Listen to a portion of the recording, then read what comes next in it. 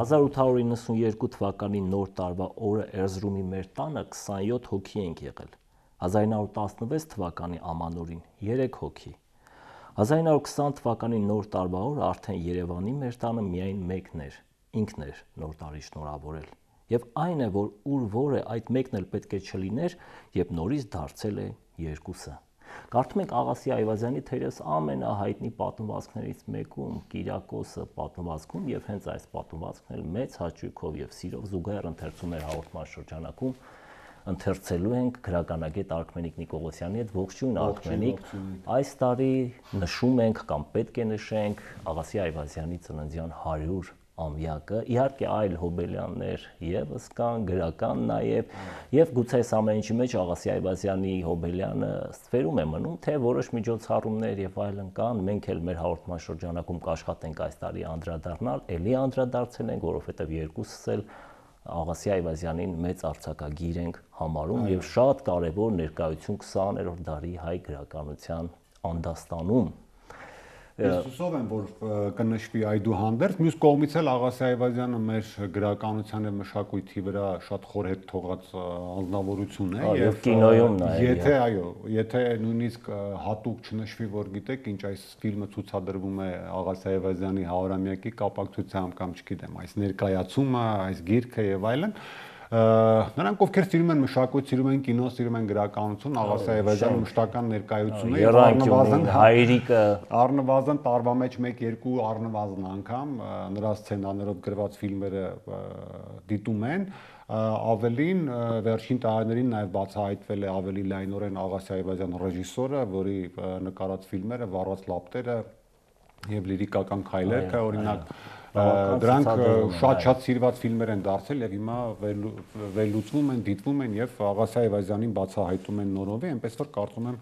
ուզենք նշել ենք։ Իսկ Կիրակոսը պատմվածքը, այ փառահամար ժողովածուի 1973 թվականին հրատարակված փառահամար ժողովածուում ընդգրկված Կիրակոս պատմվածքը, որը 1969 թվականին հրատարակվել գրական թերթում, ես նույնիսկ գտա թերթի այդ համարը եւ նաեւ հենց հեղինակի գծանկարով ուրեմն նկարված համարներ եւ նույնիսկ ընթերցեցի, համեմատեցի, արդյոք ինչ որ խմբագրումներ եղել են, ոչ, չեն եղել եւ քեզ համար օրինակ ինչ գլխավոր մի բան կա, որ այսպես սիրելի է այդ պատմվածքը, սկսենք այստեղից։ Ընդհանրապես Աղասի Այվազյանի այս տեսակ ոճն է սիրելի, նրանք ովքեր կարդացել են Կիրակոսը անմիջապես կհասկանան ինձ եւ սա մի պատմվածք է, որի վրա որոշակի նաեւ լույս է սփռում ինքը Աղասի Այվազյանը իր եղած-չեղածը մի կյանք ուշագրության մեջ, ոչ թե կոնկրետ գործի անդրադարձով, այլ ընդհանրապես այն մոտիվներով, որ նրա պատմվածքը գրության մեջ հատկապես արտացվում են։ Գիտենք բոլորս, որ Ախալ քաղաքում է ծնվել Աղասի Այվազյանը եւ մի խոստովանություն ունի, որը կարծում եմ շատ էութային է նրա ստեղծագործությունը հասկանալու համար, ընդամենը մի քանի կիլոմետր այն կողմ արդեն Արևմտյան Հայաստանն էր, Էրզրումն էր, հա, իր պապերի երկիրն էր եւ ցանկացած հիշողություն, ցանկացած հարաբերում քիչ այն կողմի հետ բերում էր բնականաբար հիշողություններ, բերում էր պատմություններ եւ ցեղասպանությունը այդտեղ որպես երևույթ, այդ գաղթը որպես երևույթ չէր կարող անտեսվել։ Այո, ցեղասպանությունը գաղթը նշվում են, բայց նշվում են ակնարկային ձևով, կարծես թե ընդամենը թվեր, մարդկանց թիվ եւ տարեթվեր նշելով, շատ գտնված բացում է պատմվածքի։ Իսկապես եւ դրանք շատ կարեւոր դետալներ են Աղասի Այվազյանի այս պատմվածքը ճիշտ հասկանալու եւ ընդհանրապես Աղասի Այվազյանի ստեղծագործությունը ճիշտ հասկանալու համար, գիտեք, մի հետաքրքիր երևույթի մասին եմ ուզում խոսել այդ առիթով, հատուկ անդրադարձներ, հա, այլ գրողների պես, հատուկ պատմվածքներ, որոնք նվիրված են ցեղասպանությանը, հատուկ պատմվածքներ, որոնք նվիրված են գաղթին, որոնք արտացոլում են պատկերներ, կոնկրետ տեսարաններ եւ այլն, Աղասի Այվազյանը կարծես թե չունի, բայց երբ որ նրա ստեղծագործական գրեթե ամբողջ ժառանգությունը նայենք 1958 թվականից սկսած կարծեմ, երբ որ նրա առաջին գործերը հայտնվեցին մամուլում, մենք տեսնում ենք, որ Աղասի Այվազյանը մեր այդ շրջանի ամենակոդավորված ստեղծագործություններ, այո, կոդավորող հեղինակներից մեկն է, եւ դրանք կարող են լինել այսպիսի նուրբ հնարքներով, որոնք առաջին հայացքից ընդհանրապես օրինակ հենց պատմվածքի սկիզբը կոնցերտած մատնանշում են սեփական ընտանիքի կենսագրությանը վերաբերող որոշակի փաստեր, բայց յուրաքանչյուր դեպքում մենք տեսնում ենք նաև պատմության անդրադարձ այդ ամեն ինչը, որտեղ այստեղ այնպիսի հայացքով կարող է թվալ, որ այ անցել է եւ մոռացվել, անտարբեր, բայց իրականում իմ կարծիքով այստեղ հոգեբանական այն երևույթն է, երբ որ մարդը չի կարողանում այդ ողբերգության մասին ավելին ասել։ Դա նաև մյուս հարցն է, մենք այստեղ գործ ունենք էլի մի շատ կարևոր երևույթի հետ, էլի թելադրված Աղասի Այվազյանի եղած չեղածը մի կան գրքից եմ սա ասում, որտեղ նրա այդ ինքնախոստովանությունները շատ կարևոր են ընդհանրապես, որտեղ շատ բաներ կարող են հենց այնպես դիտարկվել, ոչ թե այդ թեման ամբողջությամբ ի ցույց դնելու համար գրողական միտումն է լոկ եղել պատճառ, այլ նաև ժամանակի ինչ-ինչ աղմուկների մեջ չխառնվելու խնդիր կար, որ Աղասի Այվազյանը հետապնդում էր, եւ եթե ուշադիր լինենք, նույնիսկ նրա սցենարով նկարահանված ֆիլմերում եւ Եռանկյունիում, հատկապես Եռանկյունիում եւ Հայրիկում,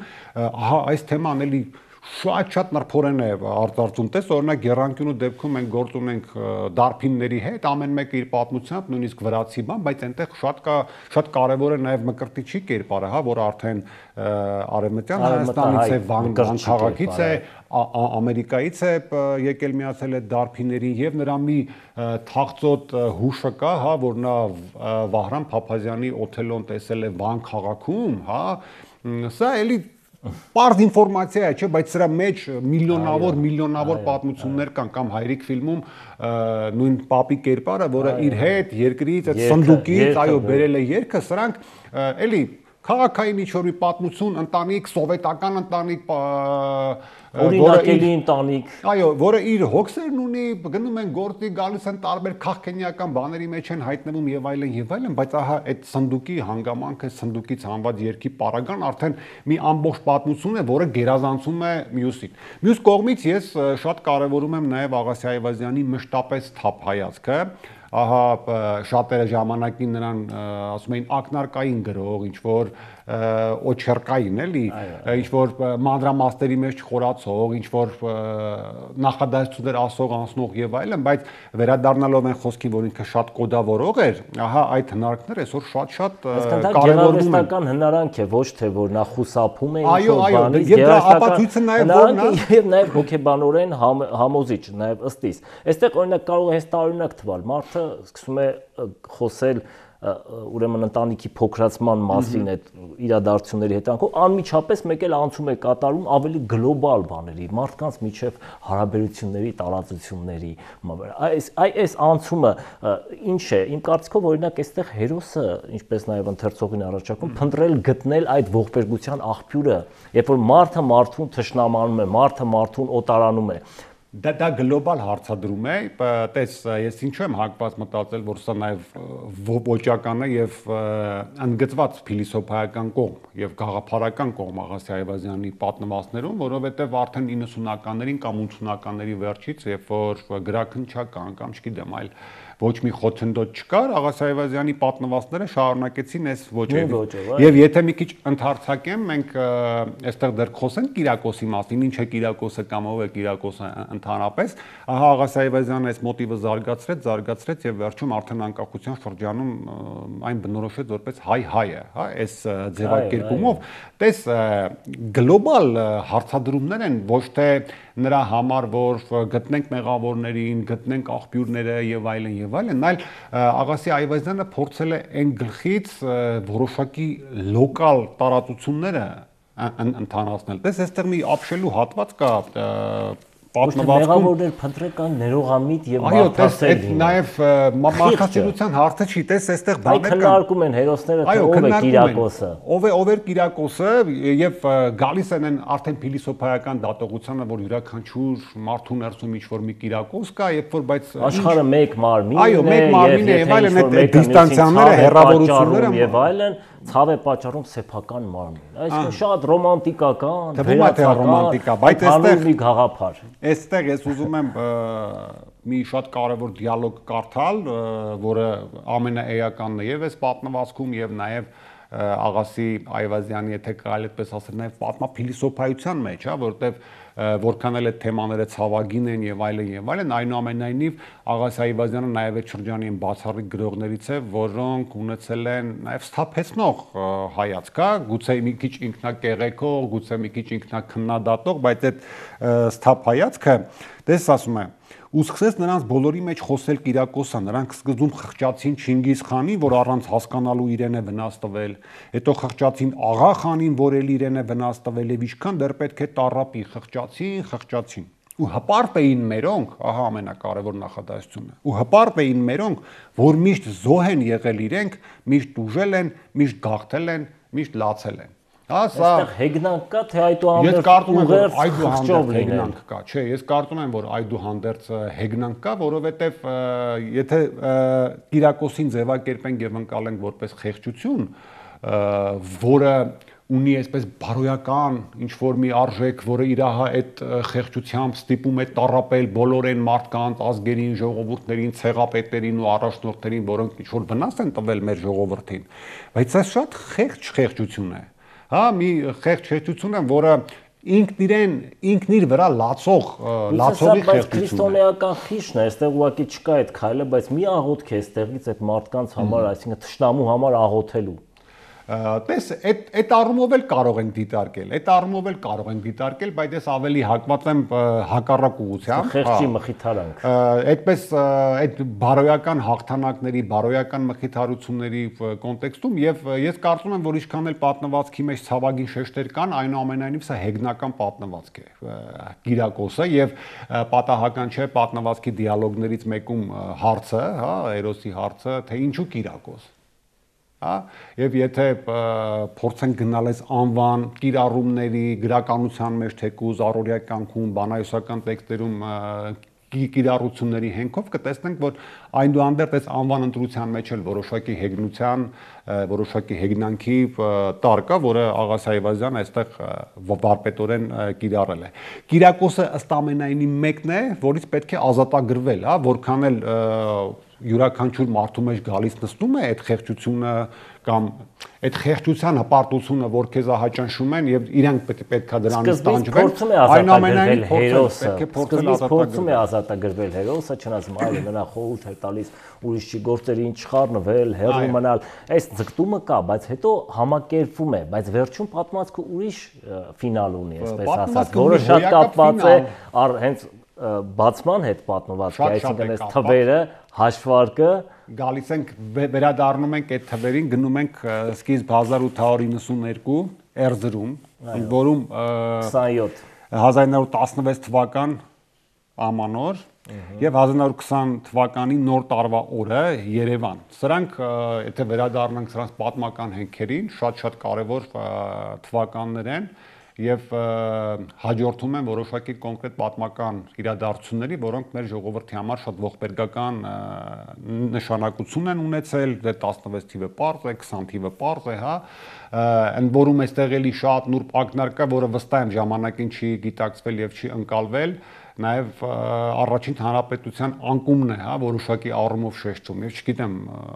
իսկապես այդ դիտավորություն ունեցել Աղասի Այվազյանը թե չէ, բայց այնուամենայնիվ ժամանակագրորեն դա համընկնում է։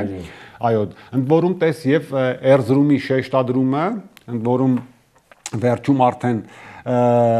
Երևանի շեշտադրումը, տեղափոխությունը եւ ընդ որում այնտեղ ուշադիր լինելու դեպքում կտեսնես, որ 1916 թվականի դեպքում տեղանք չի նշվում, հա։ Ահա այդ խառնի խուռն վիճակը, դեռ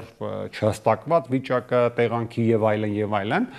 եւ պատահական չէ, որ միշտ շեշտվում է ամանորը։ Երբ որ մեր ժողովրդի գիտակցության մեջ ծեսերում, ամենատարբեր ավանդություններում նոր տարին ամանորը նորանալու, սկզբից սկսելու մի երևույթ է, բայց մենք տեսնում ենք, որ գոնե պատմվածքի սկզբում, քանի դեռ այդ Կիրակոսը իշխող է այդ մարդկանց հոգեբանության վրա, նոր տարին չի ծառային որպես այդ նորանալու, աճելու ազդակ, հա, ընդ որում պատմվածքից էլ պարզ է դառնում, որ պատահականության որոշակի սկզբունք կա նաև այդ աճելու միտումի մեջ, հա, հանդիպում են պատահաբար հայրը եւ մայրը, շնորհավոր ձեր նոր տարին եւ սկսում է ինչ-որ նոր կենսագրություն։ Եվ այստեղ, ահա, այդ Կիրակոսից ազատագրվել ես ինչու եմ շեշտում, որտեվ այդ Կիրակոսից դուրս գալով եւ շրջապատը տեսնելով որ դու կարող ես ընկալել ահա այդ թվերի մեծանալը, որովհետև եթե դու պարփակվում ես քո սեփական տարածության մեջ, քո սեփական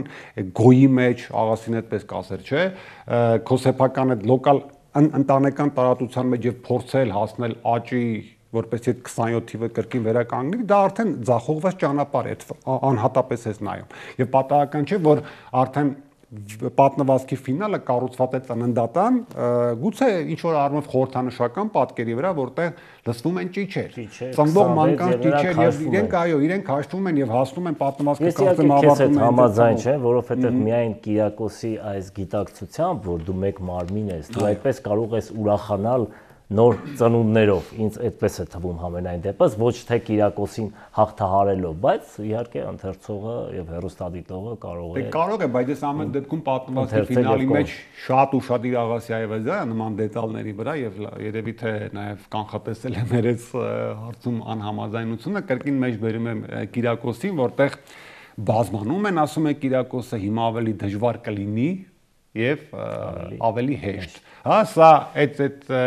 կերպարի ըստ ամենայնի բացապահozումն է, որտեվ 27-ի, 28-ի, 29-ի, 30-ի եւ դրա շարունակական աճի պարագայում ուղղակի գալու է Կիրակոսի վերջը։ Ուղղակի եւ դժվար կլինի իր համար եւ հեշտ կլինի այն մարդկանց համար, որոնք այդուհետ լինելու են, որտեվ հեշտ է մարդու համար, դժվար է Կիրակոսի համար այդ բազմությունը եւ այսինքն այդ անդրց խիղճը այդ իդեալը չէ, թեև էլի կրկին եթե մենք նույն փառահամար ժողովածուի մյուս պատմվածքները նայենք, չգիտեմ, այդ Թիֆլիսյան շարքը նայենք, այդ շունը, նկարիչը եւ այլն կան, մենք կտեսնենք այս խղճի